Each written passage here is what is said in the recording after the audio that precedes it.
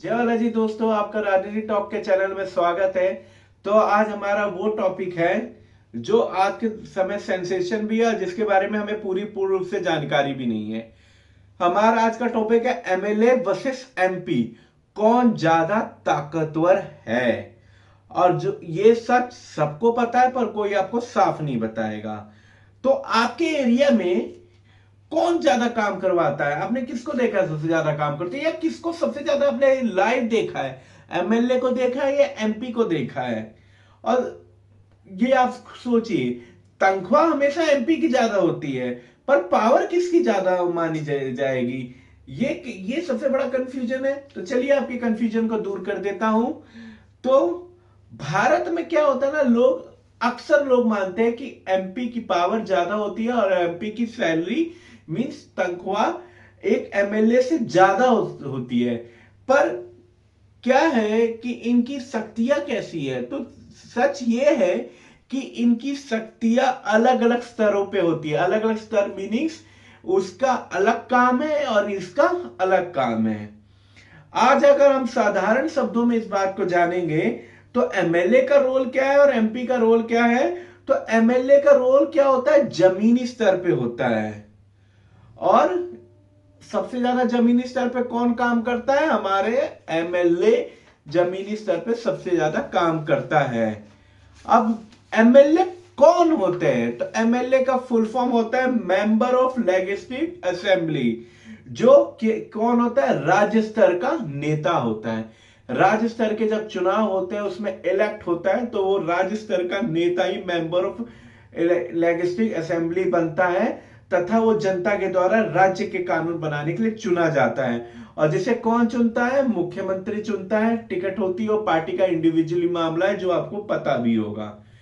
और अब क्या है, वो किसका सदस्य होता है? लोकसभा का कि राज्यसभा का कि विधानसभा का? नहीं, वो होता है विधानसभा का सदस्य। और विधानमंडल, विधानसभा विधानमंडल दोनों अलग अलग होते हैं। इसके बारे में भी मैं आपको डिटेल में कभी पढ़ाऊंगा। कितने भारत में कितने विधानमंडल है उसके बारे में बताऊंगा। अब क्या है, एमएलए की पावर्स क्या होती है, एमएलए की बेसिकली ताकत क्या होती है? तो राज्य का जो भी कानून बनाना वो एमएलए की पावर होती है, क्योंकि भाई वो वोट के द्वारा होते हैं। और मुख्यमंत्री तथा मंत्रियों के कार्य निर्देशों पर कंट्रोल करता है तथा कंट्रोल मीनिंग्स मतलब जो भी कानून वो पास करते हैं उसको चलाना, उससे विचार विमर्श करना, कंट्रोल ये होता है मतलब। और राज्य बजट, जो राज्य का बजट होता है वो उस पर विचार विमर्श करता है तथा मुख्यमंत्री को इसके सुधार में भी कुछ बता सकता है। पुलिस, पीडब्ल्यूडी, स्वास्थ्य जैसे विभाग पर वो अप्रत्यक्ष रूप से नियंत्रण रखता है। और इस कारण एमएलए का काम जमीनी स्तर पर ज्यादा होता है। सड़कें, बिजली, पानी, अस्पताल, स्कूल, यहां पर वो फुल्ली रूप से एक्टिव माना जाता है और यही उसका सबसे मेन कार्य होता है। अब ये बताओ, एमपी, एमपी कौन होते हैं? अगर एमपी मीनिंग मींस, एमपी का मीनिंग होता है मेंबर ऑफ पार्लियामेंट। जो किसके नेता होते हैं? वो राष्ट्र स्तर के स्तर होते हैं, राज्य स्तर के नहीं, राष्ट्र स्तर के नेता होते हैं, केंद्रीय स्तर के नेता होते हैं। और वो लोकसभा और राज्यसभा के सदस्य होते हैं। और जिसको कौन चुनता है? हमारे देश का प्रधानमंत्री। और प्रधानमंत्री चुनता है पार्टी के थ्रू। ये आपको पार्टी के थ्रू प्रधानमंत्री उनको सीट देता है तथा मंत्रिमंडल, किस एमपी को कौन मंत्रिमंडल देने, ये इसका चुनाव भी प्रधानमंत्री के द्वारा ही किया जाता है। और एमपी की पावर क्या है? तो एमपी की पावर सिमिलर, सबसे बेसिकली पावर है कि राष्ट्र का जो कानून बनाना है, जैसे वो एमएलए राज्य का कानून बनाता है वही एमपी राष्ट्र का कानून बनाता है। उसको पारित कराना, पास कराना, बजट पास कराना, ये उसका कार्य है। और राष्ट्र का जितना भी फाइनेंशियल बजट है वो भी उसके पास कराना। जो सुरक्षा हेतु हो, वित्तीय होती हो, वो भी वही पास करवाता है। जो आज के दिन में महंगाई किस चीज की बजट बढ़ाना है, किस चीज की बढ़ाना है, निर्मला सीतारमण जी ने बढ़ाया था ना, वही बजट के बारे में, ये उनका ही कार्य होता है। मैं आज के बजट के बारे में भी आपको डिटेलिंग में बताऊंगा, फुल डिटेल करके आपको जरूर समझाऊंगा आज का बजट के बारे में। तो ये उनका बेसिकली क्या होता है। जो राष्ट्रीय सुरक्षा और विदेश नीति मींस फॉरेन पॉलिसी, किसी दूसरे राष्ट्र के साथ किस प्रकार संबंध बनानी है और अपनी अर्थव्यवस्था को किस प्रकार मजबूत करना है, उसका निर्णय लेना भी एक मेंबर ऑफ पार्लियामेंट का ही कार्य होता है। और प्रधानमंत्री और केंद्र सरकार पे सवाल पूछना भी उनका एक कार्य का हिस्सा है। एमपी राष्ट्रीय पॉलिसी का निर्णय लेता है तथा उसका लोकल काम इंडायरेक्टली कम होता है। और उसकी सैलरी कितनी होती है? अब एक एमपी की सैलरी कितनी होती है?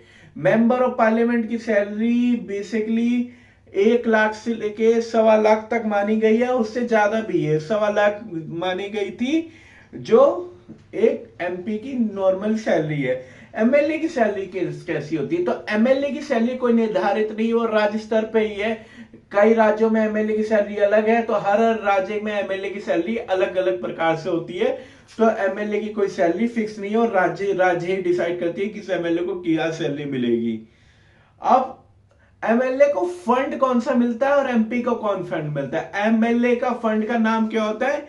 MPLADS, जिसका काम एरिया डेवलपमेंट फंड होता है। अगर इसका फुल फॉर्म जानोगे MPLADS का क्या होता है? संसदीय स्थानीय क्षेत्र विकास योजना। क्या होता है MPLADS का? संसदीय क्षेत्र विकास योजना, संसदीय स्थानीय क्षेत्र विकास योजना। ये कब चालू हुआ था? 1993 में, जिसमें 5 करोड़ की राशि राष्ट्र केंद्र सरकार तय करती है, एमपी को देती है। जो राज्य स्तर पे जो विकास है उसके लिए, जिसे सड़कें सुरक्षा के नियम तहत के लिए, स्कूली शिक्षा के लिए 5 करोड़ हर साल एमपी को सरकार देती है, जो 1993 में बना था। और एमएलए को कौन से भत्ते मिलते हैं? तो एमएलए को राज्य के भत्ते मिलते हैं, राज्य के भत्ते मिलते हैं तथा उसी पे उसको एक खर्चा करना है और तथा अपने क्षेत्र का विकास करना है। ये उसका बेसिकली काम है। तो आप ये सोचो, पावरफुल कौन हुआ? पोस्ट की कौन होते हैं? पावरफुल कैसे किसे कहा जाए? पोस्ट को कि किसको?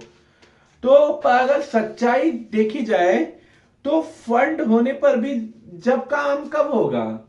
फंड तो बहुत सारे होते हैं, पर काम कब होता है? जब नेता सक्रिय होता है। जब तक नेता सक्रिय नहीं होंगे काम नहीं होगा। नेता जागरूक होगा, अपने अपने क्षेत्र एरिया अपने डिस्ट्रिक्ट में काम करेगा तो पक्का ही काम होगा। तो नेता सक्रिय होगा तभी काम हो पाएगा। फंड तो भारत सरकार बहुत ही देती है और हर हर क्षेत्र एरिया पे देती है। पार्षद को भी देती है, एमएलए को भी देती है, एमपी को भी देती है। हमारे भारतीय व्यवस्था में तो यही है। अब क्या है कि अब कौन ज्यादा हमारा हेल्प करेगा? अगर हम रोजमर्रा की जिंदगी में देखें तो अगर आप देखें तो थाना, तहसील, लोकल ऑफिसर के मामले में, रोड सुधारने के मामले में कौन आपने, और तथा अस्पताल के मामले में कौन आपकी ज्यादा करेगा? तो इन सब मामलों में एमएलए आपकी सबसे ज्यादा सुनेगा। और एमएलए की ही क्या है, ये इनडायरेक्टली या डायरेक्टली थ्योरी पे उसका पूरा असर इन्हीं पर है। तो इसके लिए वो आपको एमएलए से ही संपर्क करने पड़ेगा। और अब एमपी से एमपी क्या है? अब देश की जीएसटी तय करना, कानून, राष्ट्रीय सुरक्षा कानून और अंतरराष्ट्रीय समस्या को सुलझाना, ये एक तरह से एमपी का काम है। तो क्या होता है, यहाँ पे एमपी पावरफुल होता है, उधर एमएलए उस चीज में पावरफुल होता है, यहाँ पे एमपी पावरफुल होता है। तो अगर इसका क्लियर उत्तर कहा जाए तो ये परिस्थिति पर निर्भर करता है। गांव शहर में और डेली लाइफ के सर्कल में एमएलए ज्यादा पावरफुल होता है, पर देश के लिए और देश को व्यवस्थित बनाने के लिए एमपी ज्यादा पावरफुल होता है। इसलिए वोट के समय पार्टी को नहीं, कभी भी हम वोट के समय पार्टी को नहीं देखें कि ये पार्टी है तो भाई हम पार्टी के नाम पे वोट दें। हमें पार्टी के नाम पे तो कभी वोट ही नहीं देना चाहिए। हमें वोट देना चाहिए व्यक्ति के नाम पे और उसके व्यवहार को देखना सबसे जरूरी है कि व्यक्ति कैसा है, उसका व्यवहार कैसा है, तो ही हमें वोट देना चाहिए। तो अंत में मैं आपसे यही कहना चाहूंगा कि पावर हमेशा पोस्ट में नहीं होती, कोई भी पोस्ट में पावर नहीं होती है। पावर उसमें होती है जो उस पोस्ट को सरवाइव कर होता है, मतलब व्यक्ति में वो पावर होती है। तो आप वोट हमेशा उसी को दीजिए जो पार्टी के नाम पे ना लड़ रहा हूं, जो अपने कार्य और विकास के नाम पे लड़ रहा हूं। तो प्लीज मेरे अगर ये चैनल पसंद आया और ये वीडियो अच्छी लगी है तो प्लीज इसे कमेंट कीजिएगा, सब्सक्राइब कीजिएगा, शेयर जरूर कीजिएगा और सब्सक्राइब जरूर कीजिएगा। जय बालाजी, जय बालाजी।